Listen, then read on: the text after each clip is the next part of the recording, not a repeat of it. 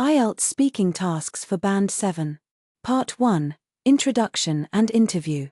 Topic: Your daily routine. Tell me about your typical daily routine.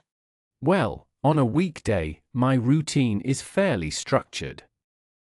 I'm an early riser, so I usually start with some light exercise, followed by a quick breakfast.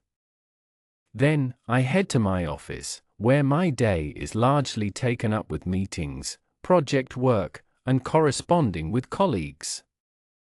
I try to finish by 6 to have dinner with my family, and I often unwind in the evening by reading or watching a documentary. Question 2. What part of your day do you enjoy the most? Why? Definitely the early morning. I find that period before the world gets busy is incredibly peaceful.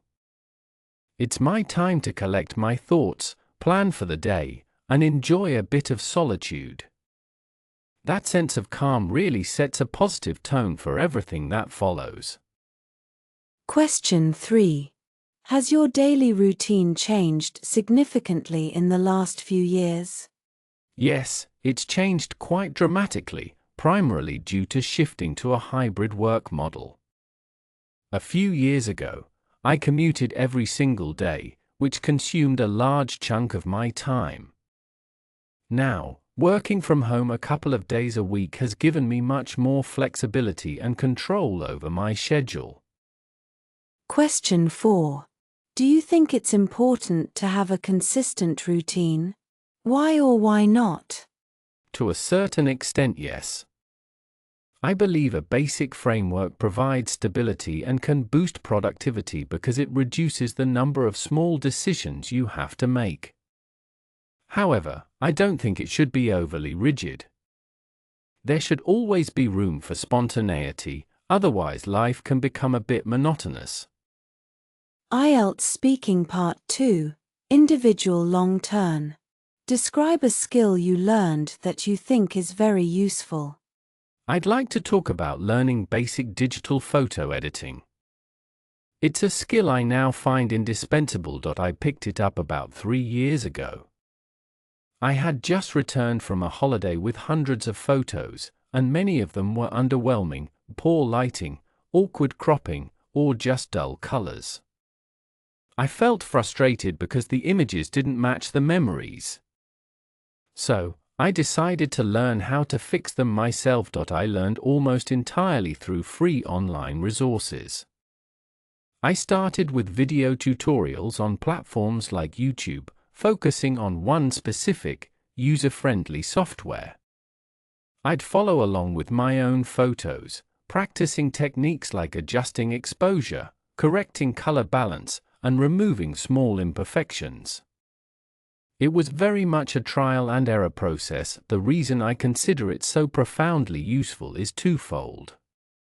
First, on a practical level, it allows me to enhance personal memories and create more professional-looking visuals for my work presentations or social media.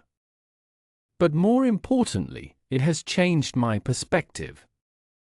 It taught me that a bad photo isn't necessarily a lost cause, it can be a starting point. This skill has given me a creative outlet and a great sense of satisfaction, turning a passive activity like taking pictures into an active, creative one. It's a small skill, but its application is virtually endless. Ielts speaking part 3. Two-way discussion. Theme: Education and lifelong learning. Question 1. How important do you think it is for schools to teach practical skills compared to academic knowledge? I believe a balanced approach is crucial. While academic knowledge forms the essential theoretical foundation, an overemphasis on it can leave students unprepared for real-world challenges. Schools should integrate practical skills like financial literacy, basic coding, or critical thinking exercises. For instance, learning how to budget or evaluate online information are tangible skills that empower individuals immediately after graduation. Question 2. Some people believe that the most important learning happens in the classroom. while others think we learn more from real-life experiences. What is your view? I side more with the latter view, though I see the classroom as the vital launch pad. The classroom provides the tools, theories, and frameworks. However, the deepest, most enduring learning comes from application and experience. For example, you can study management theory for years, but the nuanced skills of leading a team, handling conflict, motivating people, are primarily learned through actually doing the job, making mistakes, and adapting. Question 3. How has the concept of lifelong learning changed in recent decades? It's been transformed from a lofty ideal into an economic and social necessity. Previously, it might have been associated with personal enrichment, like learning a language for a hobby. Now, due to rapid technological disruption, it's about career survival and adaptability. The half-life of professional skills is shrinking, so continuous upskilling is no longer optional. What role does technology play in this shift? Technology is the great enabler and driver. Online platforms, MOOCs, and digital tutorials have democratized access, making learning flexible and affordable. Simultaneously, automation is the driver. It's constantly reshaping the job market, forcing workers to learn new tools just to stay relevant. Question 4. Do you think employers should be more responsible for training their staff in new skills, or is it the individual's responsibility? This is a shared responsibility, but the primary onus should be on employers.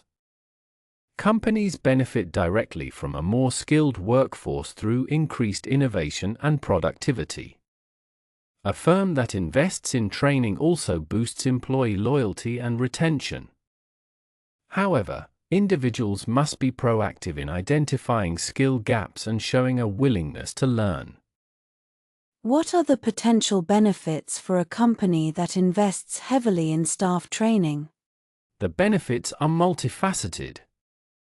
Firstly, it creates a more agile and future-proof organization.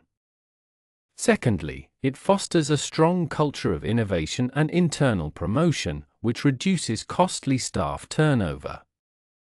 Ultimately, it gives the company a significant competitive advantage, as its human capital becomes its most dynamic asset.